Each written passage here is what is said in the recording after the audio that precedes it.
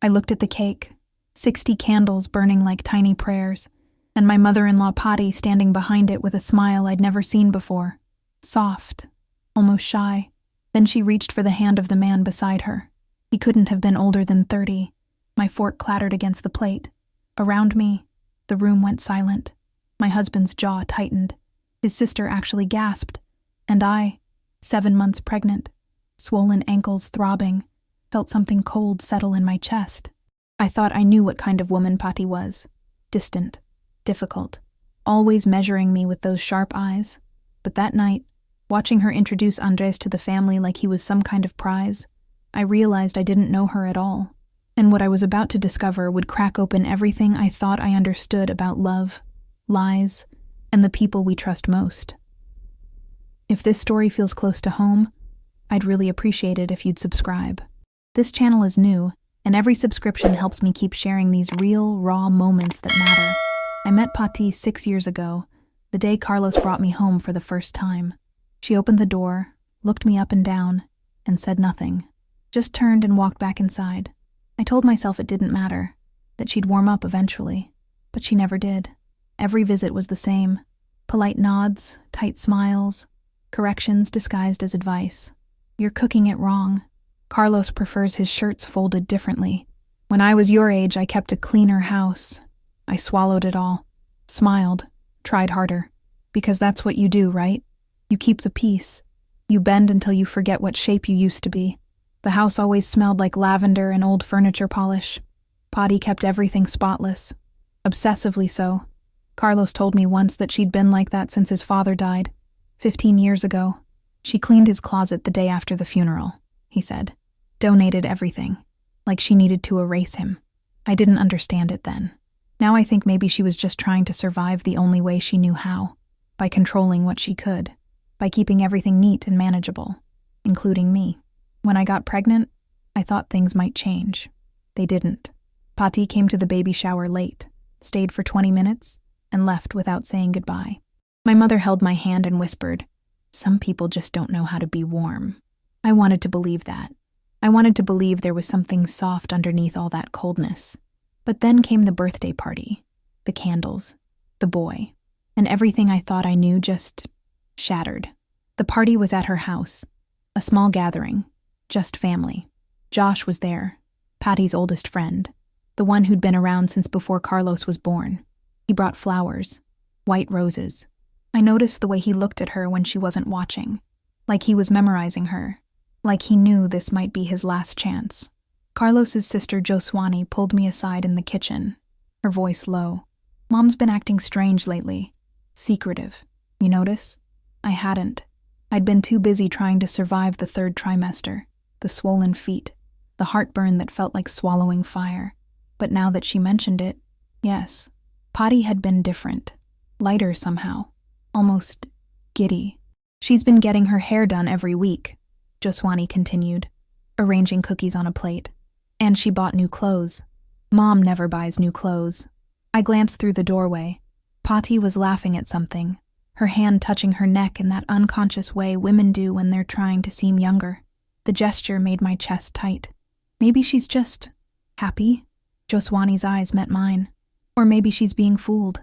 Then came the cake, the candles, the announcement. "Everyone," Patty said, her voice clear and steady, "I want you to meet Andres. We've been seeing each other for a few months now, and I'm happy. Really happy." The silence was suffocating. Carlos stood up so fast his chair scraped against the floor. "You're kidding." "I'm not." "Mom, he's younger than I am." Patty's smile didn't waver. "I know." Joswani's voice was sharp. "This is insane. You barely know him." "I know enough." Andres just stood there, one hand in his pocket, the other resting on Patty's shoulder. He had this easy confidence, the kind that makes you feel small without him saying a word. His shirt was expensive, too expensive for someone who supposedly worked in construction. His watch caught the light. Gold. Real gold. "Nice to meet you all," he said. His voice was smooth. Too smooth. Like honey poured over glass. Josh didn't say anything. He just stared at the flowers in his hand, the white roses already wilting in the heat of the room. I felt the baby kick, hard, like she was protesting too. My hand went to my belly. Protective, instinctive. Something about this man made my skin crawl. Carlos tried to pull his mother aside. She refused. Not tonight. This is my birthday. Mom, please. I said not tonight. Her voice had that edge I recognized, the one that meant the conversation was over. We left early. Carlos drove in silence, his knuckles white on the steering wheel. She's lost her mind, he finally said. Maybe she's just lonely. She's being used. You don't know that. But I did. Deep down I did. The next few days were chaos. Carlos barely spoke to his mother. Joswani called every night, ranting, trying to convince Pati to end it. He's using you. Can't you see that? But Pati wouldn't budge. I've spent 60 years making everyone else happy. Let me have this. I tried calling her myself, left voicemails. Pati, I know we've never been close, but I'm worried about you. She didn't call back. Then Josh showed up at our door. His eyes were red, sleepless. I need to tell her, he said. Tell her what? Carlos asked. That I love her. That I've loved her for 30 years. The words hung in the air like smoke. I looked at this man, kind, steady Josh who'd been at every birthday, every holiday, every family emergency, and realized he'd been waiting all this time. Josh, I started. I know it's pathetic, but I have to try. Before it's too late. My heart broke a little. Does she know? I think she's always known, but I never said it. I was too afraid. And now some kid half her age comes along and... His voice cracked. Carlos put a hand on his shoulder. Go. Tell her. He went to her house that afternoon. I don't know what he said, but when he came back, he looked hollowed out, like someone had reached inside and pulled out everything vital. She thanked me, he whispered. She said it was sweet, and then she asked me to leave. He sat on our couch and stared at nothing. 30 years. I waited 30 years, and she chose him. I made him tea. He didn't drink it, just held the cup like it was the only warm thing left in the world.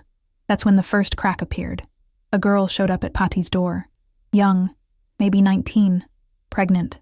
Her belly was small but visible under her loose shirt. Her name was Jimena. I need to talk to Andres, she said. Pati's face went pale. Who are you? Ask him. Joswani was there when it happened. She called me immediately. You need to come. Now. I waddled over as fast as I could, my belly heavy, my back screaming. When I got there, Jimena was sitting on Pati's pristine couch, crying. Andres was pacing. This is insane. I don't know her. But Jimena had texts, photos, proof. She pulled out her phone with shaking hands and scrolled through. Messages from Andres. Sweet at first, then demanding, then threatening. He promised me things, she said, her voice shaking. He said he loved me, that we'd be together, and then he just disappeared. Pati stood frozen in the doorway. When? 3 months ago. I tried calling. He blocked me. Andre's voice turned sharp. She's lying. She's obsessed with me. I can't help that women throw themselves at me. The way he said it, so casual, so dismissive, made my stomach turn. Jimena flinched like she'd been slapped. I'm not lying. This is your baby. Prove it. I will. Pati's voice was quiet. I think you should leave, Andres. He turned to her, all charm again. Baby, you don't believe this, do you? She's clearly unstable. Leave. Pati. I said leave. He left. Slammed the door hard enough to rattle the windows. Jimena sobbed harder. Joswani sat beside her, wrapped an arm around her shoulders. It's okay. You're safe now. But she wasn't. None of us were. Because Andres wasn't done. He called Pati that night. I was still there helping clean up. I heard her side of the conversation. No, I don't want to talk. A pause. That's not fair. Another pause. Stop. Her voice cracked. Please just stop. She hung up. Her hands were shaking so badly she dropped the phone. What did he say? I asked. She looked at me with hollow eyes. That I'm old. That I should be grateful anyone wanted me at all. The cruelty of it took my breath away. I reached for her hand. She pulled back. I'm fine. You're not. I said I'm fine. But she wasn't. And it was about to get worse. Carlos demanded a DNA test. Andres refused. I don't have to prove anything to you people. And get out of my mother's life. But Pati was still defending him. Still clinging to the illusion. Maybe Jimena is lying. Maybe. Mom, open your eyes. I am. No, you're not. Then another girl came forward. Melanie. Younger than Jimena, barely 18. Same story, same promises, same lies. She showed up at Pati's door with her mother, Lupita, a tired woman with kind eyes. "I'm sorry to bother you," Lupita said, "but my daughter needs to tell you something." Melanie's story was worse. Andres had met her at a community center where she volunteered, told her she was special, took her to nice restaurants, made her feel like she mattered. Then he got her pregnant and vanished. "I tried to tell my father," Melanie said, her voice barely above a whisper. "He didn't believe me. He said I was making it up for attention." Patti sat down slowly, like her legs couldn't hold her anymore. "How far along are you?" 5 months. Another pause. "Does he know?" "I told him. He said to get rid of it." The room felt smaller suddenly, suffocating. I could hear my own heartbeat in my ears. Joswani's face was white. "Mom, you have to end this. Now!" But Patti was staring at the floor. "I don't understand. Why would he?" "Because he's a predator," Carlos said. His voice was hard, angry. "And you were a target." Patti flinched. "Don't say that. It's true. I'm not some naive child." "Then stop acting like one." The words were cruel, necessary, true. Patti started crying. Not the delicate tears of a woman trying to maintain dignity, but deep, wrenching sobs that shook her whole body. I'd never seen her cry before. Not at her husband's funeral. Not at any of the hard moments I'd witnessed over the years. She'd always been so controlled, so contained. Watching her break apart was like watching a building collapse in slow motion. "I just wanted someone to love me," she whispered. "I just wanted to feel young again." It was Joswani who found the recordings. Andres had been staying over sometimes, and Patti had installed security cameras months ago after a break-in scare. Joswani went through the footage, methodical, determined.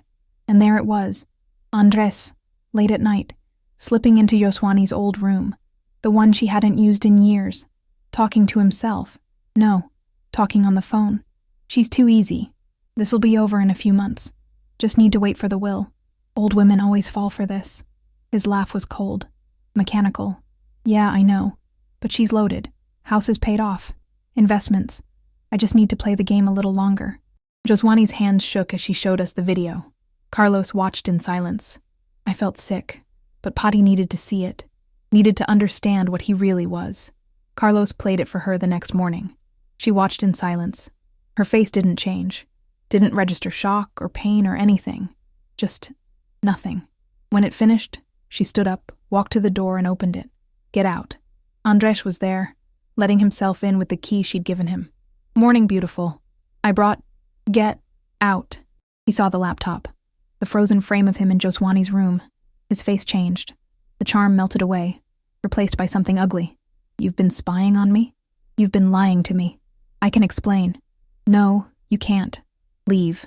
He tried to talk, to manipulate, to charm his way back in. "Patti, listen. This is all a misunderstanding. That video is out of context. Get out of my house." His voice turned sharp. "You're nothing without me. You're just a lonely old woman who got lucky I paid attention to you." Carlos moved forward. "Say another word and what? You'll hit me? Go ahead. I'll sue." Josh appeared in the doorway. I hadn't even heard him arrive, but there he was. Quiet Josh, with steel in his eyes. "She asked you to leave." Andres laughed. "Oh, this is perfect. The backup arrives. Tell me, old man, you think you have a chance with her?"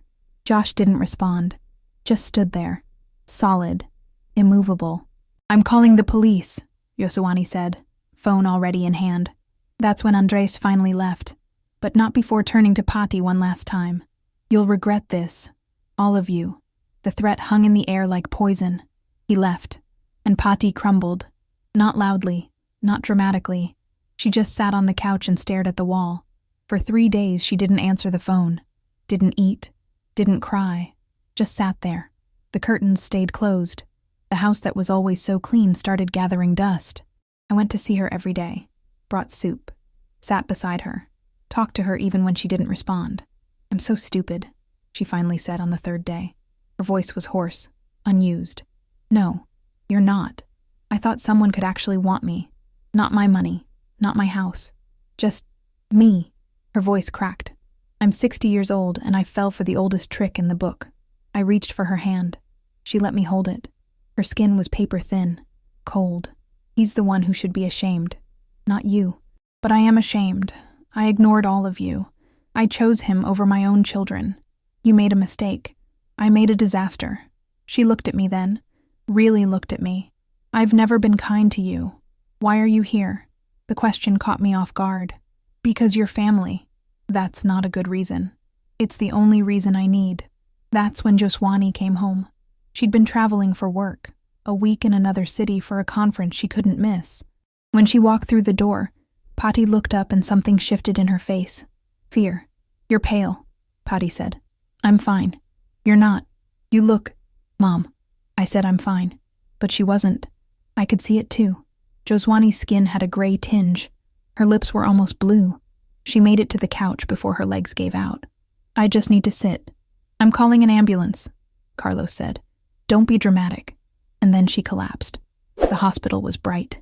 Too bright. Everything smelled like antiseptic and fear. They rushed Joswani into the ER. We waited for hours. Patti paced. Carlos sat with his head in his hands. Josh brought coffee no one drank. I felt the baby moving inside me, restless, sensing my anxiety. When the doctor finally came out, his face was grave. Heart failure. Sudden. Severe. How is that possible? She's only 32. Sometimes these things are genetic. Sometimes they just happen. Can you fix it? She needs a transplant. Soon. The word hung in the air like a death sentence. Patti didn't hesitate. Test me. Ma'am. I said test me. They did. She wasn't a match. Neither was Carlos. We were all tested. None of us matched. The days blurred together. Joswani was stable but fading. The doctor said she had weeks. Maybe a month. Patti stopped leaving the hospital. She slept in the chair beside Joswani's bed, held her hand, whispered apologies Joswani was too weak to hear. I'm sorry. For everything. For Andres. For being cold. For not seeing you. I'm so sorry. But someone else was listening. Gustavo showed up at the hospital 7 days later. Joswani's ex. The one she'd loved and lost 10 years ago. I'd heard stories about him from Carlos. How they'd been inseparable. How he'd vanished without a word. How Joswani had spent months trying to find him before finally giving up. I heard, he said, standing in the doorway like a ghost. I came as soon as I could. Joswani's eyes opened. Focused. You left. I didn't want to. You did. Her voice was weak, bitter. You left without saying goodbye. My mother told me you were dead. The room went still. Patti's face drained of color. What? Gustavo looked at her. Really looked at her. And in his eyes, I saw years of pain and confusion crystallize into understanding. You told me Joswani died in an accident. You showed me a death certificate. You said if I ever tried to contact the family, you'd destroy me. That you'd have me arrested for harassment. Patti's hands were shaking. I was trying to protect her. From what? His voice was rising. From love? From happiness? From the same mistake I made. The story came out slowly, painfully. Patti had been young once, 19, in love with a man named Rafael. He was poor, from the wrong side of town. Her family forbade the relationship, threatened to disown her. She defied them, ran away with him. They had 2 years together, before the pressure became too much. Before Rafael left, unable to handle the constant conflict, the weight of being blamed for everything wrong in Patti's life. He wrote her letters. She never opened them, burned them, tried to forget, married someone her family approved of instead. Carlos's father, a good man, a kind man, but not Rafael. I spent 40 years wondering what could have been, Patti whispered. Her face was wet with tears. When Joswani fell for you, a man with no money, no prospects, just love, I panicked. I saw myself all over again. I saw the pain I'd gone through, and I thought I was saving her. By destroying us? By keeping her from the mistake I made. It wasn't a mistake, Gustavo said. His voice was softer now. Loving someone is never a mistake. It is when it ruins everything. Joswani's voice was weak but clear. You became the ruin, Mom. You became the thing that destroyed me. The words landed like blows. Patti covered her face. I know, and I'm sorry. I thought I was protecting you and I just made everything worse. I always make everything worse. But Gustavo was already moving. I'll get tested. What? For the transplant. I'll get tested. Joswani stared at him. Why would you do that? Because I never stopped loving you. And I don't know if that matters to you anymore. But it matters to me. He was a match. Perfect match. The doctors called it lucky. Miraculous. I called it fate. The surgery was scheduled for the following week. The night before, Pati sat beside Joswani's bed. The machines beeped steadily, keeping rhythm with a heart that was failing. I'm sorry, Pati said again. I know that's not enough. I know I can't undo what I did. But I'm sorry. For Gustavo. For Andres. For every time I made you feel small or wrong or not enough. Joswani closed her eyes. Why did you bring Andres into your life? Pati's voice was barely a whisper. Because I was lonely. And I wanted to believe someone could love me the way I never let myself be loved. The way I destroyed for you. That's not love. That's fear. I know. Do you? Because you spent 60 years running from love. From Dad. From Josh. From yourself. And you almost took me with you. The words were harsh. True. Necessary. Pati nodded. I don't know how to be different. Then learn. The surgery went well. 11 hours. Gustavo gave part of himself to save the woman he'd never stopped loving. When they both woke up, groggy and disoriented, the first thing Joswani did was reach for his hand. Thank you. Always. He whispered. They cried together. Not sad tears. Not quite happy ones either. Something in between. Relief. Grief. Hope. All mixed together. Pati watched from the doorway, and for the first time since I'd known her, I saw something soft in her face. Something like peace. Recovery was slow, painful, but Joswani survived, and Gustavo stayed. They started talking. Really talking. Working through the decade of loss between them. It wasn't easy. Some wounds don't heal cleanly, but they tried, and that was enough. Pati started therapy, faced the things she'd buried for 60 years. The fear, the control, the loneliness she'd mistaken for strength. She talked about Rafael, about the letters she'd burned, about the life she'd imagined but never lived. I thought if I could control everything, I'd be safe, she told me once. But I just made myself a prisoner. She reached out to Josh, apologized for not seeing him, for not seeing what was right in front of her for 30 years. They met at a cafe. I wasn't there, but Josh told me about it later. She cried, he said. I'd never seen Pati cry before that month, and she just apologized for everything. What did you say? That I forgave her, that I'd always forgive her. Do you still love her? He was quiet for a long time. Yes, but not the way I did. That kind of love has an expiration date. Mine passed. He smiled sadly. But I can still be her friend, and sometimes that's enough.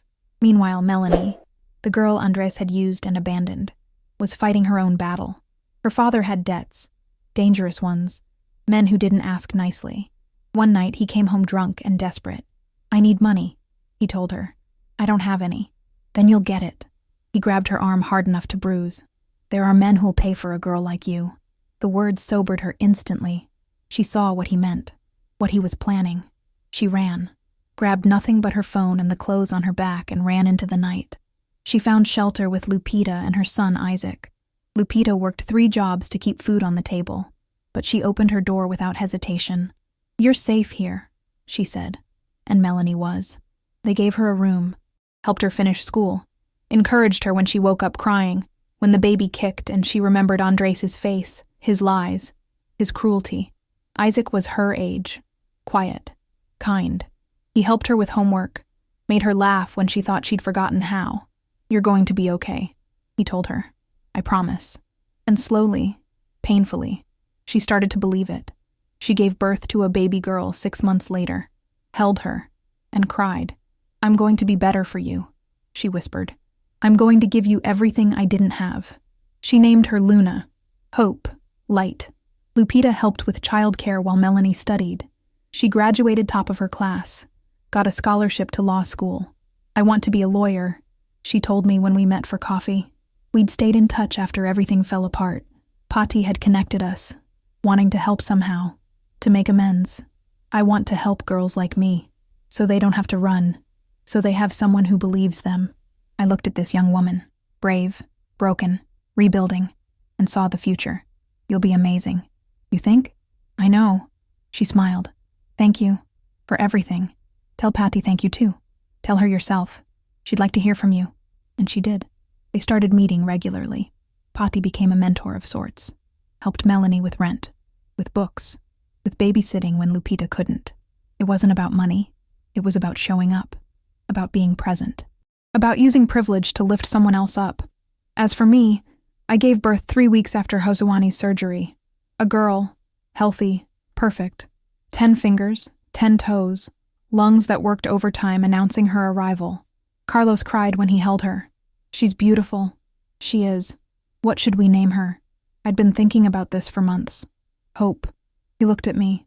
Are you sure? Yes, because that's what she was, what all of this was. Hope that people could change, that mistakes could be forgiven, that broken things could be mended if you were brave enough to try. Patty came to the hospital that afternoon. She brought flowers, white roses, like the ones Josh had given her at the birthday party that felt like a lifetime ago. Can I hold her? She asked. Her voice was small, uncertain. I nodded. She cradled my daughter like she was made of glass, like she was the most precious thing in the world. I'm going to do better, she whispered. I'm going to be the kind of grandmother she deserves. And you know what? She has been. It's been 2 years now. Patty babysits every Thursday. She's patient, gentle. She plays on the floor and laughs at my daughter's terrible jokes. She reads the same books over and over without complaint. She's not perfect. She still has days where the old coldness creeps back in, but she catches herself now, apologizes, tries again. I think about that birthday party sometimes. The candles, the boy, the lies. And I realize that Patty wasn't cruel. She was scared. Scared of being alone. Scared of being unloved. Scared of repeating the mistakes that had haunted her for decades. Scared of feeling what she felt when Rafael left. Andres didn't break her. He just exposed the cracks that were already there, the wounds she'd never let heal. And once they were visible, once she couldn't hide them anymore, she could finally start to heal. It wasn't quick. It wasn't easy. But it was real. Love without truth is just a pretty lie, but truth without compassion is just cruelty. Somewhere in between, that's where real love lives. Messy, imperfect, human. It's Josh bringing flowers even though he knows she'll never love him back. It's Gustavo giving up part of himself to save Josewani despite everything that was stolen from them. It's Lupita opening her door to a scared girl she didn't know. It's Melanie choosing to raise her daughter, even when the world told her to give up. It's Patty, at 60 years old, learning how to be soft for the first time in her life. Josewani and Gustavo got married last spring. Small ceremony, just family, city hall, nothing fancy. Josewani wore a simple white dress. Gustavo cried through his vows. Patty walked her down the aisle. They held each other and cried. Not sad tears, healing ones, the kind that wash away years of hurt and leave something clean behind. I'm proud of you, Patty whispered. I know that doesn't fix anything, but I needed to say it. Josewani squeezed her hand. It's a start. Melanie graduated top of her class last month, got a full scholarship to law school, sent me a photo of herself in a cap and gown, Luna on her hip, both of them grinning like the world was finally theirs. And maybe it is. Maybe that's what redemption looks like. Not a single grand gesture, not one moment that fixes everything, just 1,000 small ones. A choice to try, to change, to forgive others and yourself, to show up even when it's hard, to be better today than you were yesterday. Jimena also stayed in our lives. She had her baby, a boy she named after her grandfather. She's working now, taking classes at the community college, studying to be a nurse. I want to help people, she told me. I want to prove that what happened to me doesn't define me. Patty helped her too. Set up a small fund for education expenses. Visited her and the baby. Apologized for not believing her at first. I should have listened, Patty said. I should have protected you instead of him. Jimena cried. Thank you for saying that. No one's ever said that to me before. As for Andres, he disappeared. The police investigated but couldn't find enough to charge him. The girls didn't want to testify, didn't want to relive the trauma, so he just vanished. I hope he's somewhere far away. I hope he never hurts anyone again. But I know that's probably wishful thinking. Men like him don't stop. They just move on to the next target, the next lonely woman, the next vulnerable girl. All we could do was make sure our circle was protected, and hope that was enough. Josh found someone, actually. A woman he met at a book club. She's 62, kind, funny, and has no idea he spent 30 years pining for someone else. They have coffee every Sunday, take walks, go to movies. It's gentle, comfortable. Not the burning passion he felt for Patti, but something warmer, steadier. "I'm happy," he told me, and I believed him. Because sometimes the love that heals us isn't the love we thought we wanted. It's the love that shows up, that stays, that asks for nothing but gives everything. Patti volunteers now, at a women's shelter, helping women who've been manipulated, abused, tricked by men like Andres. She listens to their stories, shares her own. "I was 60 years old," she tells them. "I thought I was too smart to fall for it. But predators don't care how smart you are. They find the lonely places inside you and they fill them with lies." The women listen. Some cry, some nod. All of them feel less alone. And that's what Patti's learned. That the opposite of loneliness isn't romance. It's connection. Real, honest, human connection. My daughter is 2 now. She calls Patti Buela, runs to her with open arms every Thursday. Patti catches her, spins her around, laughs in a way I've never heard her laugh before. Free, light, young. Not in the desperate way she tried to be with Andres, but in the way people are when they've stopped running from themselves, when they've made peace with who they are, scars and all. "I love you, Buela," my daughter says. Patti holds her close. "I love you too, mi amor. So much." And she means it. You can hear it in her voice. Feel it in the way she holds on just a little too tight, like she's afraid this moment might disappear if she lets go. Carlos and I are good. Better than good. Watching his mother transform has softened something in him, too. He's more patient now, more present. We go to therapy together, talk about the things we used to push down. His father's death, his mother's coldness, the ways we've hurt each other without meaning to. It's hard work, but it's worth it. Our daughter deserves parents who know how to love without fear, who can show her that broken people can heal, that families can fall apart, and find ways to come back together. If this story moved you, I need you to do something for me. Share it with someone who needs to hear it, someone who's struggling to forgive, someone who feels trapped by the mistakes they've made, someone who thinks they're too old or too damaged or too far gone to change. Tell them it's never too late. Tell them that every single person in this story was broken in some way, and every single one of them found a way forward, not because they were special, but because they were brave enough to try. And if you haven't already, subscribe to this channel. Some stories are too important to let disappear into the noise of the internet. They remind us that people are more than their worst moments, that families can break and still find ways to mend, that even in our darkest hours, there's a flicker of light if we're brave enough to look for it. Thank you for listening. Thank you for being here. Thank you for caring about these messy, complicated, beautiful human stories. Remember, every smile hides a story. But behind every story is a choice. To hide or to heal. To run or to stay. To blame or to forgive. Make sure yours is a story worth telling. Make sure when you look back you can say you tried. You showed up. You loved as best as you could, even when it hurt. I saw Patti last week. We had lunch. Just the 2 of us. Something that would have been unthinkable 3 years ago. She looked different. Softer around the edges. Her hair was gray now. Not dyed the harsh black she'd maintained for years. "I stopped hiding," she said, when she noticed me noticing. "The gray is honest, and I'm tired of lying." We talked about everything. About Andres and how she still sometimes wakes up angry at herself for falling for his lies. About Josh and the friendship they've rebuilt. Careful and tentative, but real. About Joswani and Gustavo, who are trying for a baby now. Something that terrifies and thrills Patti in equal measure. "What if I mess it up again?" she asked, stirring her coffee in slow circles. "What if I try to control them the way I controlled everything else?" I reached across the table. "You won't, because you know what that cost you now. But what if, Patti, you're not the same person you were at that birthday party? You've done the work. You're still doing the work." She looked at me with wet eyes. "I don't know how to thank you. For staying. For not giving up on me. You're family," I said simply. "That's what we do. But the truth is more complicated than that. I didn't stay just because of obligation or duty.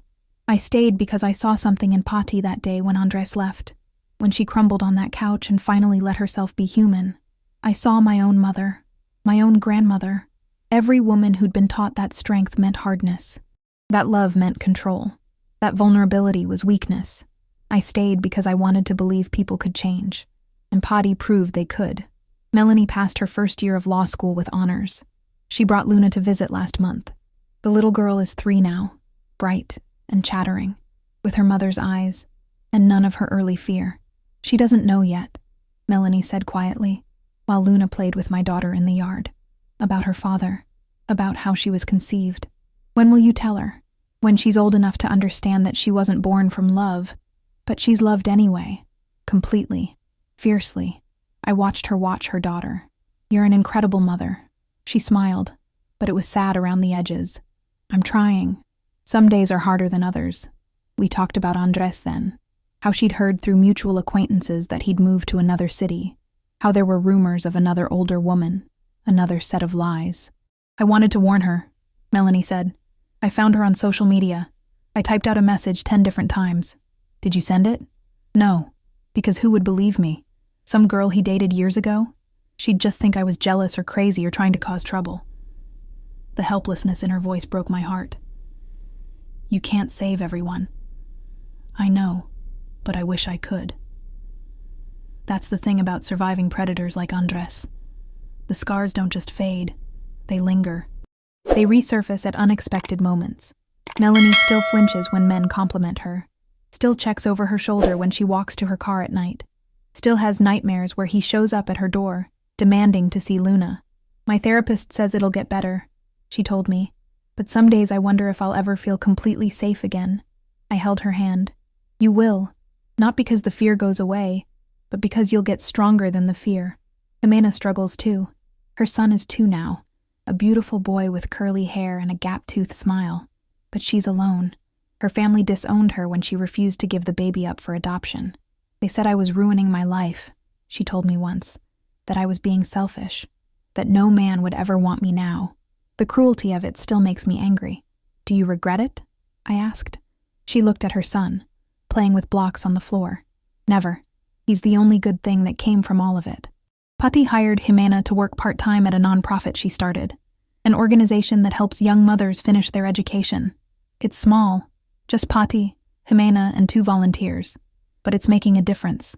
They've helped 15 girls in the past year, provided childcare, tutoring, financial assistance, job training.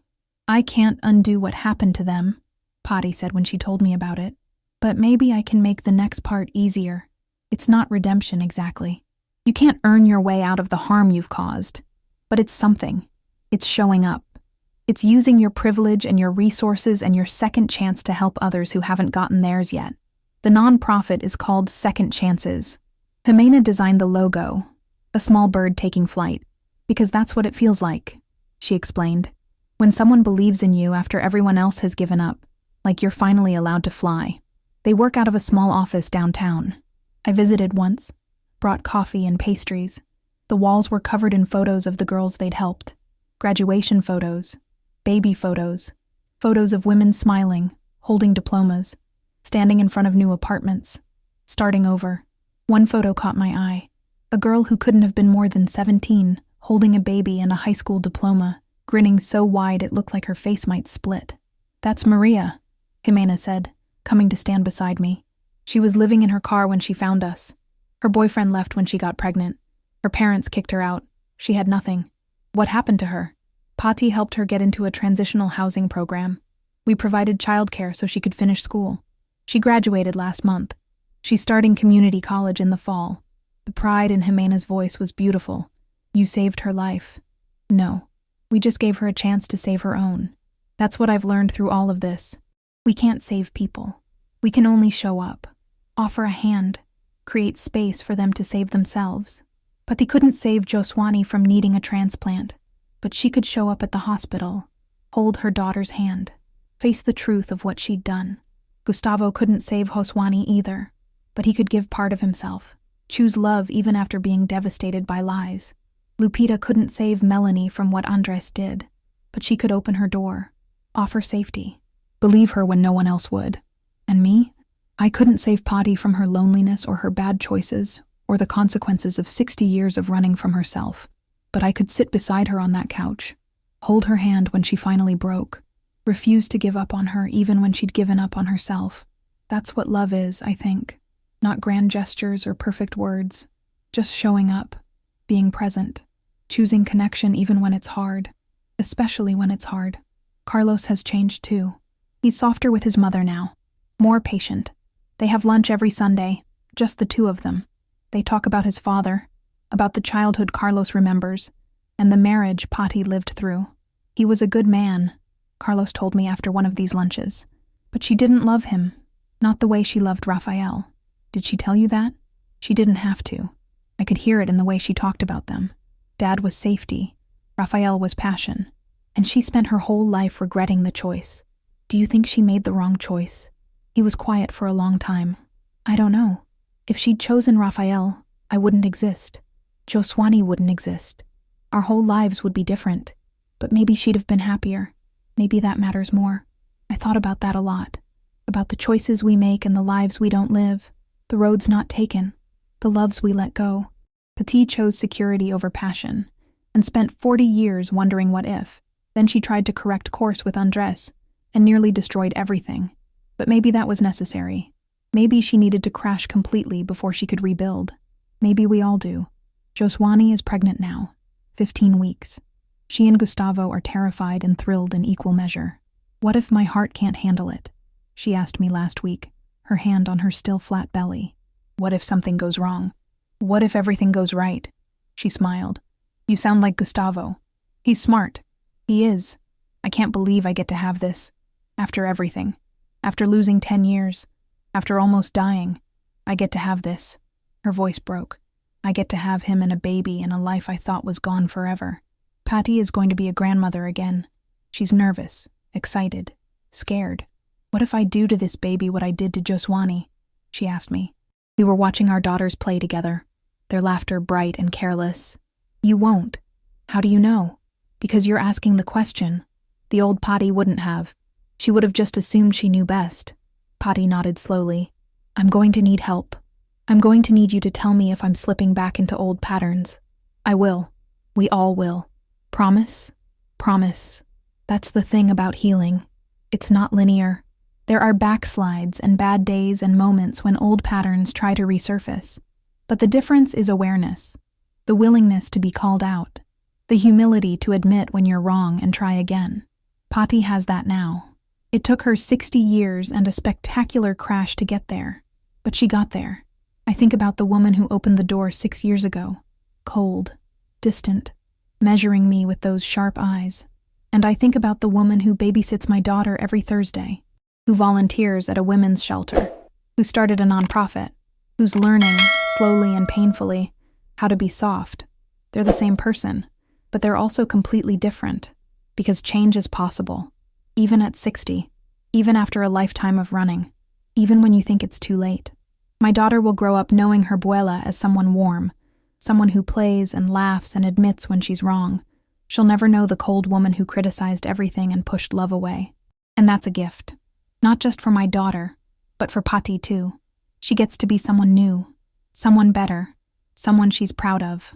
Last week, my daughter made Pati a picture, crayon on construction paper, 2 stick figures holding hands under a yellow sun. This is me and Abuela, she explained. We're happy, Pati cried, full, silent tears running down her face. It's beautiful, mi amor. I'm going to keep it forever. And she will. It's on her refrigerator now, held up with a magnet shaped like a heart. The first thing you see when you walk into her kitchen. A reminder that love doesn't have to be complicated or painful or wrapped up in fear. Sometimes it's just a child's drawing. 2 stick figures, holding hands. Josh came to dinner last weekend. He brought his girlfriend Clara. She's lovely, warm and talkative, with laugh lines around her eyes. She and Patty got along immediately, bonding over gardening and old movies. Watching them talk, watching Josh smile, I felt something settle in my chest. Everyone had found their place. Not the place they'd imagined, not the place they'd fought for, but the place they needed. I'm glad you're happy, Patty told Josh later, when Clara had gone to help Carlos in the kitchen. I am. I'm sorry I couldn't. Patty, stop. We've already been through this. I don't need you to be sorry anymore.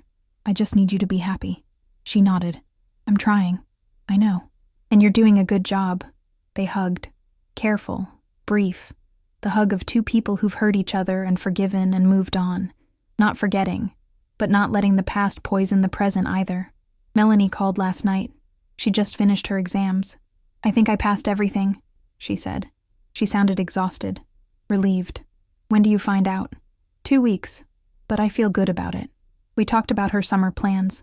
She's interning at a legal aid clinic.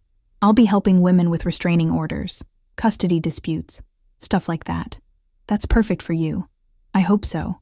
I want to be the lawyer I needed 3 years ago, the one who would have believed me, who would have fought for me. You're going to change lives, Melanie. That's the plan. Before we hung up, she said something that's been replaying in my mind ever since. Thank you for seeing me. Back then, when everything was falling apart, and I was just some girl Andres had used. You saw me as a whole person, not just a victim, not just a problem, a person. That meant everything. I didn't know what to say. You made it easy. No, I didn't. I was a mess, but you showed up anyway. You and Potty. You gave me space to be a mess and still deserve help. Her voice cracked. I'll never forget that. That's what I want my daughter to learn. Not from a lecture or a sermon, but from watching, from seeing how we treat people, that everyone deserves to be seen as whole, complex, worthy of help even when they're messy, especially when they're messy. That's when help matters most. The baby Yoswani is carrying is a girl. They found out last week. Gustavo cried. A daughter, he kept saying. We're having a daughter. Potty asked if they'd chosen a name yet. We were thinking about Sophia, Joswani said carefully. After Gustavo's mother. Potty flinched. Just for a second. Then she smiled. That's beautiful. She would have been so proud. Because that's growth too. Letting go of the need to control everything. Accepting that you're not the center of every story. That sometimes the best thing you can do is step back and celebrate other people's joy. I'm writing this now because I want to remember. Not just the big moments. The birthday party. The hospital. The revelations. But the small ones too. The way Patti laughs now. Loud and unguarded. The way Carlos holds our daughter. Patient and present. The way Melanie's voice sounds when she talks about her future. Confident and strong. The way Jimena's son calls Patti Tia and climbs into her lap for stories. These moments matter. They're proof that people can change, that broken things can be mended, that love, real love, messy and imperfect and human, is always worth fighting for. 3 years ago, I watched Patti introduce her family to a predator. I watched her choose lies over truth, illusion over reality. I watched her push away everyone who loved her in favor of someone who saw her as a mark. It was painful. Terrifying, infuriating, but it was also necessary, because she needed to hit bottom before she could start climbing back up. She needed to lose everything before she could understand what actually mattered. And what matters? Not money or houses or looking young or being in control. What matters is connection. Showing up. Being honest. Asking for help. Offering help. Forgiving others. Forgiving yourself. Trying again even when you fail. Especially when you fail. Because failure isn't the end of the story. It's just the middle. The part where everything breaks, so it can be rebuilt stronger. If you're reading this, if you've made it this far, I need you to understand something. You're not too old to change. You're not too damaged. You're not too far gone. Whatever mistakes you've made, whatever pain you've caused, whatever bridges you've burned, it's not over. Patti was 60 years old when her life fell apart. 60 years of patterns and fears and choices, and she changed. Not perfectly, not easily, but genuinely. So if you're struggling, if you're lonely, if you've pushed people away, or made choices you regret, or hurt people you love, if you're drowning in shame or fear, or the weight of your own mistakes, please hear this. You can start over. Right now. Today. This moment. You don't have to wait for a crisis or a birthday or permission. You just have to decide that you're tired of running, that you're ready to face yourself, that you're willing to do the hard, uncomfortable, necessary work of becoming someone you're proud of. It won't be easy.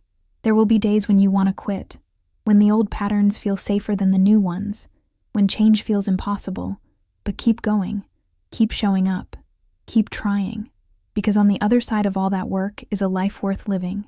relationships worth having, love worth giving and receiving, peace worth fighting for. And if you need a reminder that it's possible, come back to this story. Remember Patti.